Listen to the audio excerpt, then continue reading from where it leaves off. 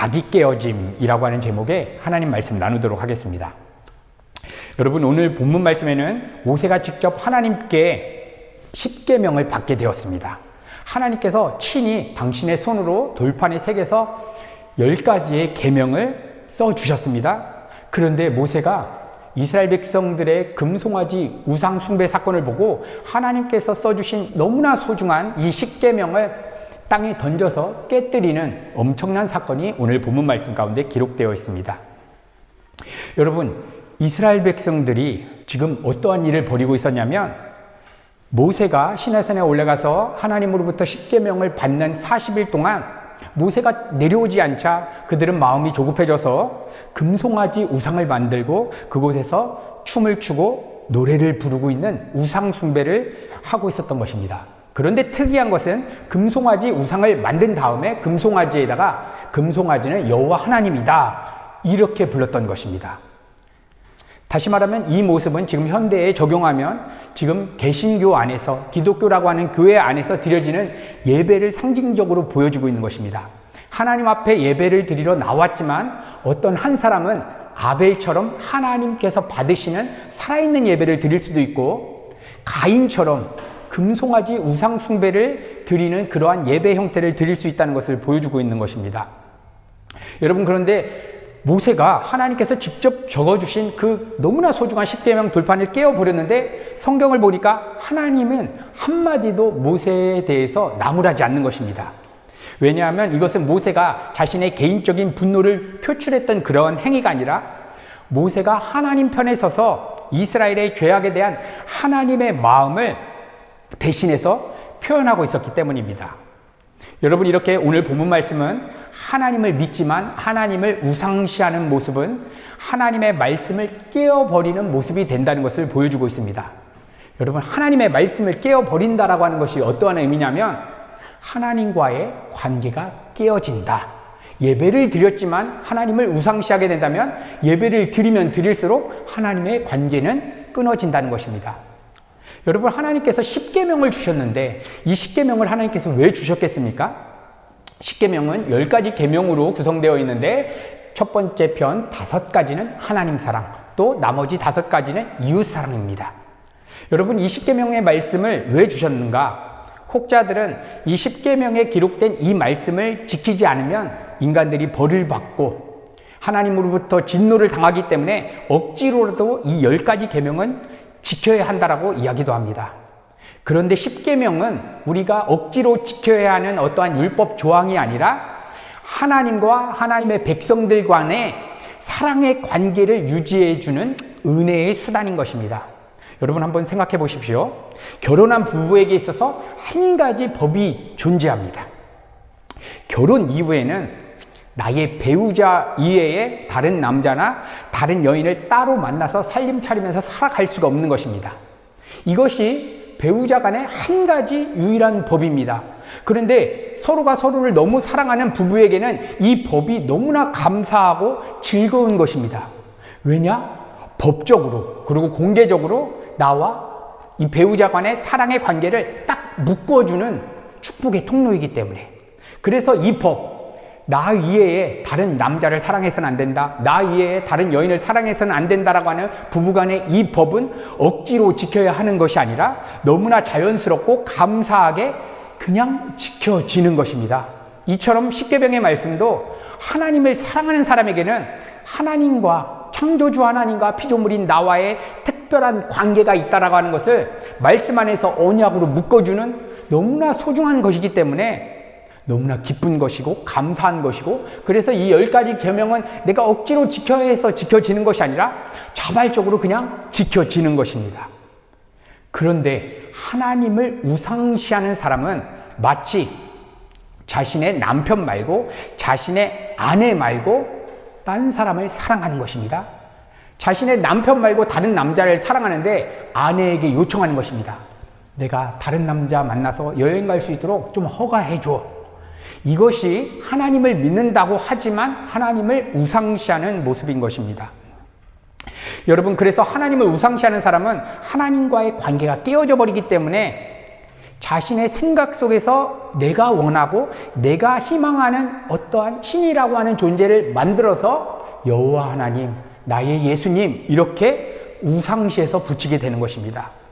그래서 이스라엘 백성들은 금송아지를 만들고 금송아지를 야 금송아지다 금송아지다 알라신이다 알라신이다 무슨 이방신이다 이렇게 붙인 것이 아니라 여호와 하나님이라고 하는 이름을 금송아지에다가 붙인 것입니다.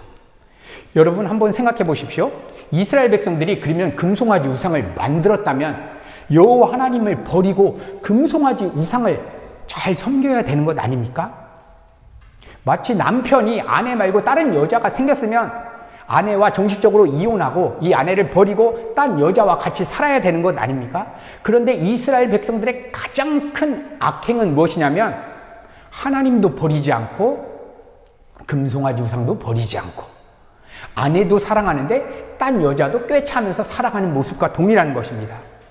여러분 그렇다면 이스라엘 백성들이 하나님의 살아계심과 전지전능하심을 분명 애굽의 노예 생활 때 그들은 10가지 재앙을 통해서 보았고 하나님께서 홍해 바다를 가르는 그 대역사를 보았기 때문에 하나님의 살아계심, 하나님의 능력을 믿고 확신하고 있었습니다. 그럼에도 불구하고 광야에 와서 금송아지 우상을 만들어낸 그 이유가 무엇이겠습니까? 여러분 여기에는 정말 신앙에 놀라운 원리가 있습니다. 내가 정말 하나님 자신을 사랑하느냐 하나님이 갖고 계신 능력을 사랑하느냐 이것은 하나님을 진정으로 사랑하는 그러한 바른 신앙과 하나님을 우상시하는 신앙을 가르는 길이 되는 것입니다. 이제 이들이 애굽 생활할 때는 하나님께서 10가지 재앙을 베풀고 홍해 바다도 가르는 그 대역사를 봤는데 이제 광야에 딱 왔는데 애굽에서처럼 하나님의 기적, 하나님의 능력이 보여지지 않는 것입니다.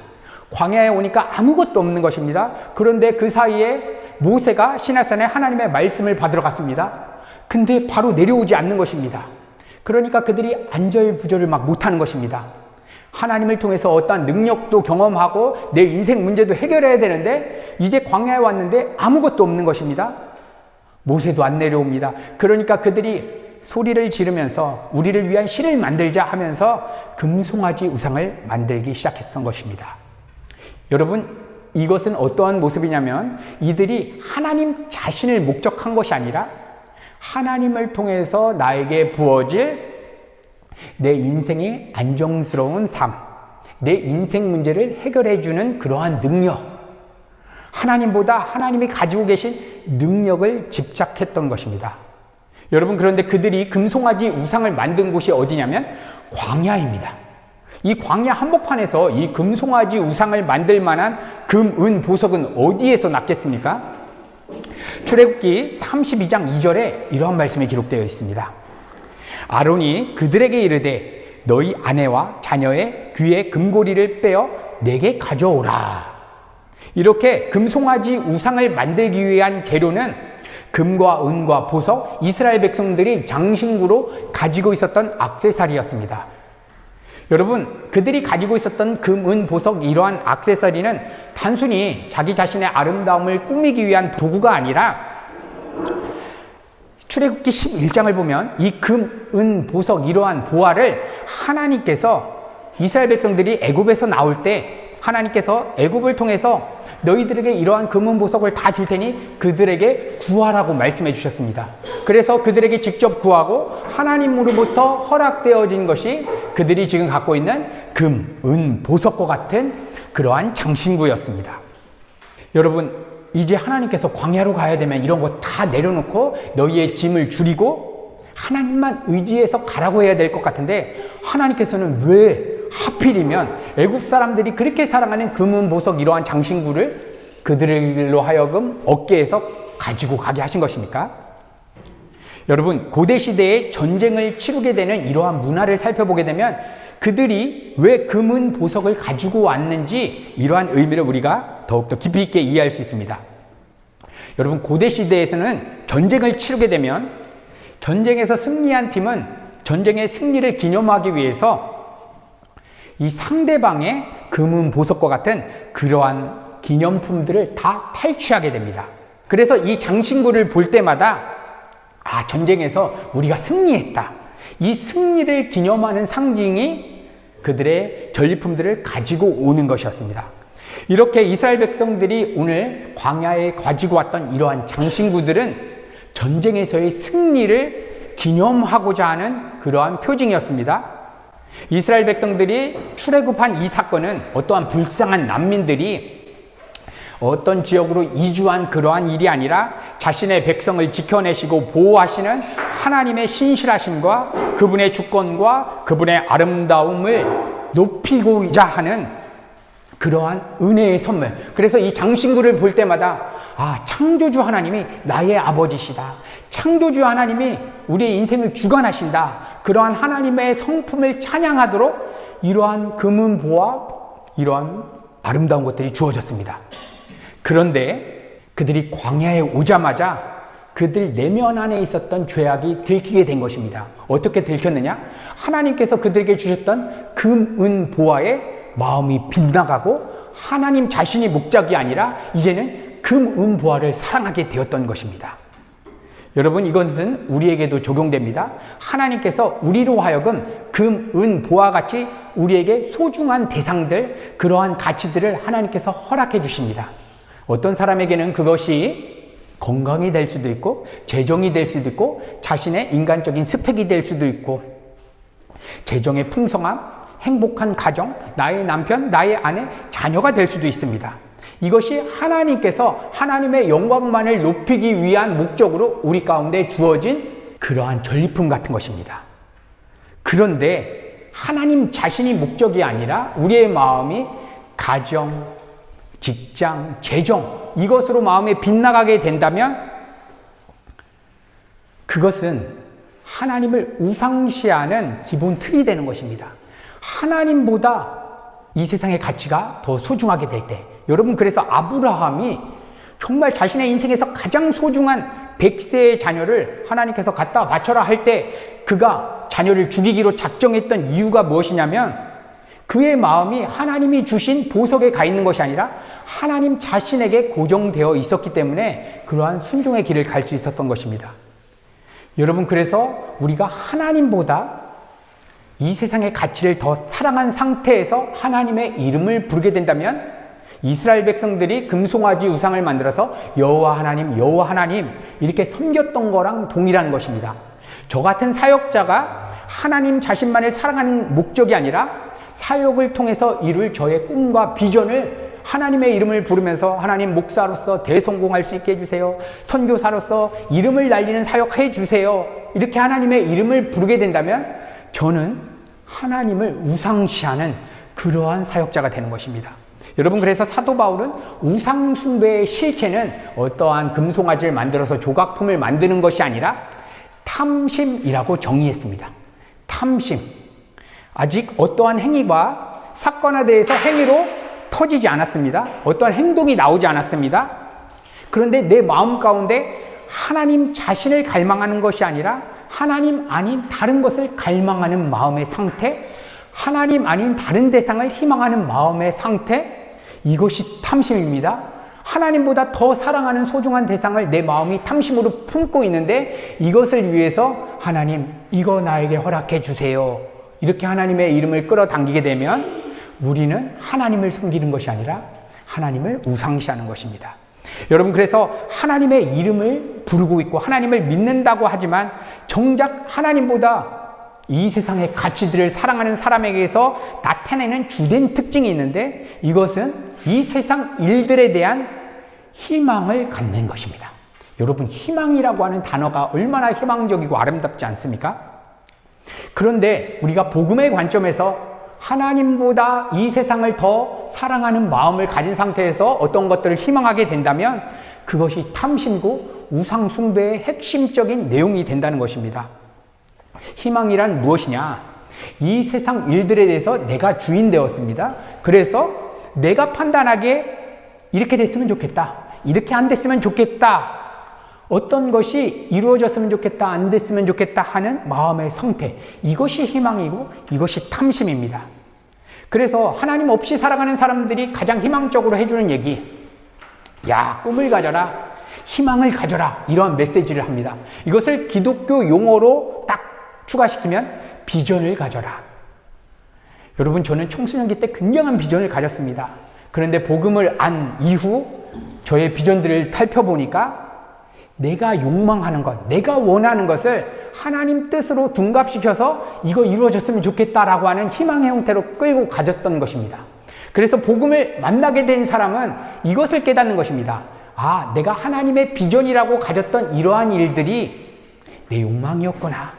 나를 위한 것이었구나. 나의 자아를 살찌우고 있었구나 하면서 말씀 앞에서 자신의 죄인된 실체를 보고 이 모든 비전과 꿈을 다 내려놓는 것입니다. 여러분, 하나님의 백성들의 유일한 비전은 단 한 가지입니다. 하나님 자신입니다. 하나님 자신이 유일한 우리의 비전입니다. 근데 하나님 자신을 우리의 비전으로 갖게 되면 하나님께서 여기 계신 성도님 한 분 한 분의 인생에 대한 계획과 뜻이 우리의 마음 가운데 전달되기 때문에 우리가 그것을 비전이라고 이야기하는 것입니다. 여러분, 그래서 이 세상 공중권세 잡은 자는 창세기 때부터 지금 이 순간까지 우리를 속이고 있는데 어떻게 속이냐면 하나님으로만 충만히 채워지지 않아서 생기는 우리의 근원적인 갈증, 목마름, 공허함이 있습니다. 그런데 재정이 없어서 너의 마음에 갈증이 일어나는 거야. 건강이 약해서 네 삶이 정말 불편한 거야. 네가 원하는 대로 그려놓았던 인생의 그림이 펼쳐지지 않기 때문에 너의 인생이 그토록 괴로운 거야. 이렇게 미혹시키는 것입니다. 그런데 이러한 삶의 문제에 대해서 부족함과 결핍감, 공허감을 느끼는 본질적인 이유가 하나님으로 꽉 우리의 마음이 채워지지 않는 것인데 이것을 해결하지 못하고 다른 곳에서 자신 안에 근원적인 공허함과 갈증을 찾으려고 하는 것입니다. 아, 재정을 얻었으면 내가 안정스럽겠다. 내가 원하는 직장에 입사하면 내 갈증이 해소될 것이다. 내가 원하는 대로 삶이 펼쳐지면 내 삶이 안정스러울 것이다 라고 내 머릿속에 갖고 있습니다. 이 상태로부터 하나님의 이름을 부르며 하나님, 내 마음의 공허감이 하나님이 없어서 그런데 재정이 없어서 그런 것 같습니다. 하나님, 재정 주세요. 하나님, 내가 원하는 대로 삶이 펼쳐지게 도와주세요 하면서 주여 삼창을 하면서 간절히 기도하게 된다면 금송아지 우상을 만들어서 그들이 뭐 하고 있었냐면 춤추면서 노래하고 있었다는 것입니다.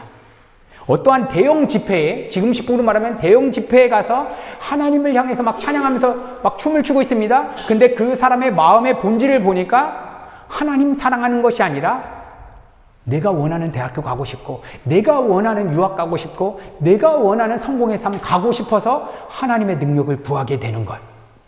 여러분, 이것이 정말 이 세상 공중권세 잡은 자가 지금도 우리를 미혹하고 있고, 할 수만 있다면 하나님이 택한 백성까지도 미혹하게 되는 그러한 강력한 공격인 것입니다.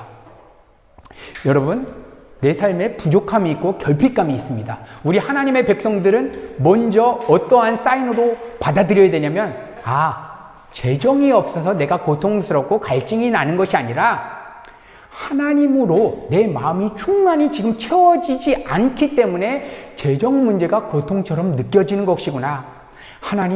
하나님으로부터 내 마음을 충만하게 채울 수 있도록 하나님 내 안에 은혜를 공급해 주세요.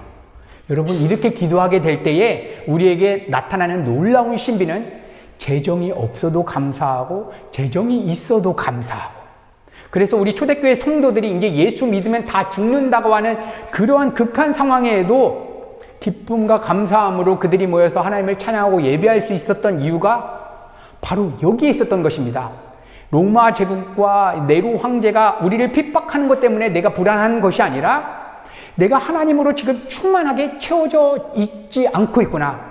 내가 이 온 천지 만물을 창조하신 하나님이 내 아버지라고 입술로는 부르고 있는데 내가 실제로 믿지 못하고 있기 때문에 이렇게 불안한 것이구나. 여러분, 우리는 이것을 깨닫고 성령 하나님께 도우심을 구하는 것입니다.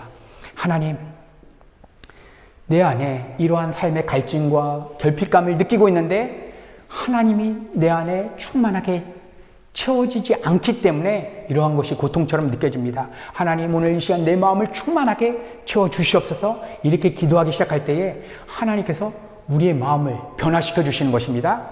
여러분, 이런 마음을 갖고 하나님의 말씀을 보게 될 때에 성령께서 그때 우리의 마음을 조명해 주십니다. 이것이 성령님께서 하시는 강력한 사역, 성령의 조명하심. 여러분 지금 이렇게 불이 있는데 이 불을 다 꺼보시다고 생각하십시오. 다 어둠으로 칙칙하다고 생각해 보십시오. 이때 누가 조명을 딱 켜면 불이 환해져서 여기 공간이 잘 보이게 되지 않겠습니까? 마치 이런 거랑 똑같습니다. 우리의 인생에 대해서 아무것도 보이지 않고 이제 답이 보이지 않는 캄캄한 그런 인생길에 이제 하나님 한 분만을 갈망하기로 작정하고 하나님의 말씀을 읽게 되면 하나님께서 조명을 딱 비춰주시면서 이 말씀 가운데 계시된 하나님의 그 아름다운 성품과 계획을 나에게 실제로 느끼게 해주시는 것입니다. 실제로 하나님께서 우리의 마음 가운데 조명을 비춰서 깨닫게 하실 때 일어나는 우리의 내면 안에 있는 반응이 있는데 그것이 바로 자기 깨어짐입니다. 자기 깨어짐. 여러분 저는 8살 때부터 교회에 가서 지금까지 신앙생활을 하고 있습니다. 8살 때부터 가서 12세 때 하나님을 인격적으로 만나고 정신없이 주의 일을 하겠다라고 달려왔습니다. 그런데 진짜 복음 앞에서 저의 자아가 깨어졌던 시간은 20대 후반이었던 것 같습니다. 하나님의 말씀 앞에서 제가 가지고 있는 하나님에 대한 비전, 꿈, 이것이 욕망이라고 단 한 번도 생각해 보지 못했습니다. 그리고 코로나 시기를 지나면서 다시 한번 하나님의 말씀 앞에서 저의 자아가 완전히 깨지는 경험. 제가 그려놨던 선교 사역에 대한 꿈, 사역에 대한 꿈, 코로나 시간 2년, 3년 지나가면서 이제는 골방에서 아무것도 할 수 없을 때 이제는 하나님 한 분으로만 만족하는 그러한 영적인 작업을 하지 않으면 버틸 수 없는 그러한 상황까지 하나님께서 몰아서 우리로 하여금 한번 흔드시는 것입니다. 정말 하나님께서 택한 백성이 많다면 하나님께서는 우리의 인생 가운데 친히 개입하셔서 우리의 인생을 한번 흔드십니다. 너가 진짜로 하나님을 믿고 있는 것이냐? 아니면 금송아지 우상을 만들어서 너의 상상 속에 네가 원하는 하나님을 만들어서 하나님이다, 하나님이다 이렇게 너의 자신을 속이고 있느냐? 여러분 이러한 자아의 깨어짐이 없이 하나님의 말씀을 보면 내가 보고 싶은 성경의 구절만 따가지고 나한테 좋은 식으로 다 미화시켜서 해석합니다. 어떻게 해석하느냐? 하나님의 은혜라고 하는 단어를 목사님의 설교를 통해서 들었고 성경을 통해서 들었습니다. 그런데 내가 성실하게 해야 되는 책임을 다 안 하고 내가 기도해서 내가 원하는 꿈을 이룰 때 하나님의 은혜라고 하는 단어를 동원하기도 하는 것입니다. 또한 형제를 미워하는 자마다 살인하는 자니 이러한 사람은 하나님 나라를 상속받을 수 없다. 이런 엄중한 하나님의 말씀은 그냥 넘겨버리는 것입니다. 하나님의 공의의 심판에 대한 말씀은 다 제외하고 하나님은 은혜의 하나님이야. 하나님은 사랑의 하나님이야. 이렇게 끌어당기는 것입니다. 이렇게 가장 강력하게 끌어당긴 축에 있는 이단이 바로 구원파 개념인 것입니다. 여러분 그래서 오늘 모세는 이스라엘 백성들에게 너희들 금송아지를 만들어서 거기다가 여호와 하나님이라고 이름 붙여놓고 춤추면서 지금 예배 드리고 있는데 내가 너희들에게 어떠한 강력한 조치를 취할 것이다 하면서 오늘 이렇게 메시지를 선포하는 것입니다. 출애굽기 32장 19절에서 20절 모세는 야영지 가까이 가서 송아지와 춤추는 사람들을 보고 화가 치밀어 올라 산 기슭에 그 돌판을 던져 깨뜨려 버렸다. 하나님께서 친히 써주신 십계명의 그 말씀을 땅에 깨부신 것입니다. 그리고 그 백성들이 만든 송아지를 가져다가 불에 태워 갈아서 가루를 만든 다음 그것을 물에 타서 그것을 마시게 하였다. 강력한 조치를 취했습니다. 금송아지를 불에 태워가지고 그것을 갈아가지고 물에 태워서 그걸 먹으라고 한 것입니다. 여러분 왜 이러한 조치를 취한 것입니까? 이것이 의미하는 것은 나라고 하는 우상, 하나님보다 이 세상을 더 희망하고 갈망하는 나라고 하는 자아가 하나님의 말씀 앞에서 그렇게 깨뜨려서 가루가 되지 않는다면 성경에 계시된 하나님을 실제로 만날 수 없기 때문에 모세는 이러한 조치를 취한 것입니다. 여러분 십계명 돌파는 하나님의 인격성을 상징합니다. 말씀하시는 하나님, 생각하시는 하나님. 제가 이 시간 말씀을 설교하고 이렇게 선포할 때에 말이 나오기 위해서는 저의 생각과 의지가 있어야 됩니다. 이것이 딱 선포돼서 글로 기록했는데 그것이 하나님께서 친히 기록하신 십계명 돌판인 것입니다. 그러니까 십계명 돌판이 깨졌다는 것은 하나님의 인격성이 나와의 관계에서 완전히 깨어져 버렸다. 그러니까 금송아지는 인격이 없고 능력만 있습니다. 출애굽을 시켰던 능력, 홍해 바다를 갈랐던 능력, 광야에서 불기둥과 구름기둥으로 인도해 주신 하나님의 능력, 내 인생 가운데 어려운 상황에 처했을 때 나를 도와주시는 하나님의 능력만 남고, 하나님은 누구신가? 하나님의 아름다움 무엇인가? 이런 거 관심이 없는 것입니다. 이것이 하나님을 우상화하는 모습입니다. 그래서 모세는 이렇게 하나님의 백성들은 하나님의 말씀 앞에서 반드시 자기 자신이 깨어지는, 자기 깨어짐을 경험해야 한다는 의무로서 마음의 할례를 받으라고 신명기 말씀에는 이렇게 촉구하고 있습니다. 신명기 10장 16절. 그러므로 너희는 마음의 할례를 행하고 다시는 목을 곧게 하지 말라. 여러분, 이 할례의 의미가 바로 자기 깨어짐의 의미인 것입니다. 나의 생명력은 다 죽었다. 하나님 위에 내가 갈망하는 나의 모든 갈증과 나의 모든 희망은 다 죽었다. 여러분, 그래서 이 하나님의 말씀 앞에 나아갈 때에, 우리 교회 공동체는 예배 가운데 나아갈 때에 반드시 통과해야 되는 한 가지 작업이 있다면, 일주일 동안 이 예배 가운데 나오기 전에 내가 하나님보다 기쁨으로 삼고 있었던 것, 만족으로 삼고 있었던 것, 내가 더 갈망했던 것, 그러한 나가 주님의 십자가 앞에 완전히 깨어지는 경험을 해야지만 예배를 통해서 진짜 살아계신 하나님을 만날 수가 있는 것입니다. 여러분, 우리는 수많은 시간 예배를 드렸습니다. 그리고 이론적으로 알고 있습니다. 예배를 드리면 하나님을 만나는 것이다. 하나님을 누리는 것이다. 근데 예배를 드렸지만 저조차도 예배를 끝나고 집으로 도망가는데 예배 드리기 전이나 예배 드린 후나 내 마음의 갈증, 고민, 염려거리는 해결되지 않는 것입니다. 왜냐? 말씀 앞에서 나의 자아가 깨어지는 그러한 작업이 없었기 때문에. 여러분, 그래서 오늘 우리가 짧은 이 기도회 때 우리가 하나님의 은혜를 구할 때 우리 하나님 앞에 이것을 중심적으로 기도했으면 좋겠습니다. 하나님, 오늘 이 말씀 앞에서 내가 하나님보다 더 희망하고 기대하고 갈망하는 대상이 무엇인지 성령님 깨닫게 해주세요.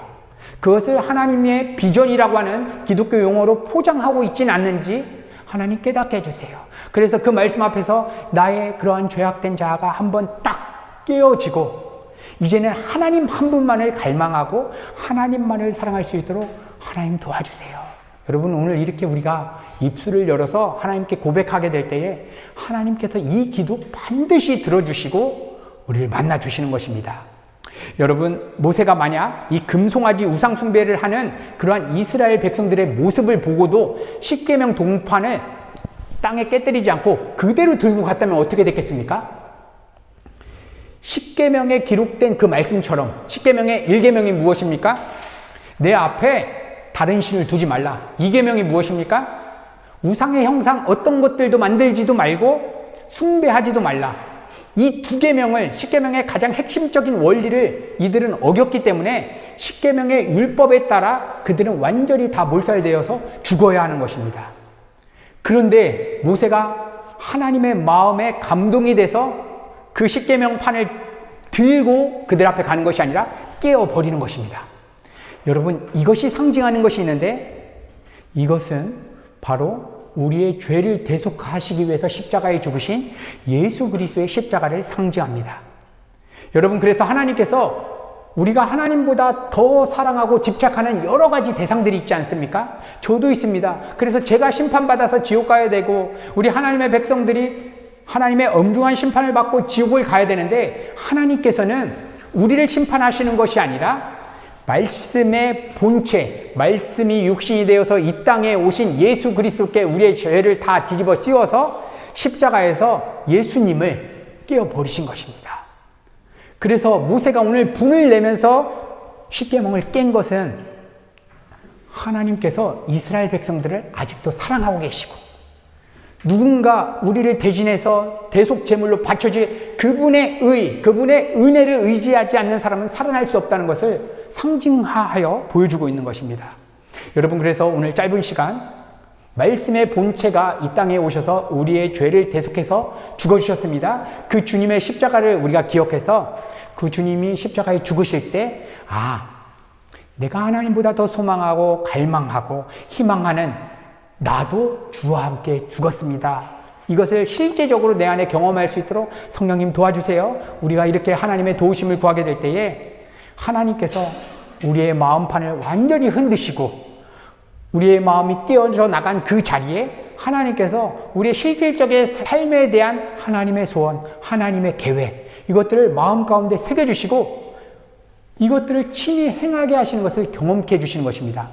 여러분, 오늘 짧은 시간 그렇게 하나님 앞에 기도함을 통해서 우리 밀라노 은혜 가족 공동체 전체가 예배 때마다, 기도 때마다 우리의 죄악된 자아가 깨어지고 나는 죽고 예수로 살아가는 그러한 진정한 복음의 길 갈 수 있는 그러한 은혜가 부어지기를 간절히 소망합니다.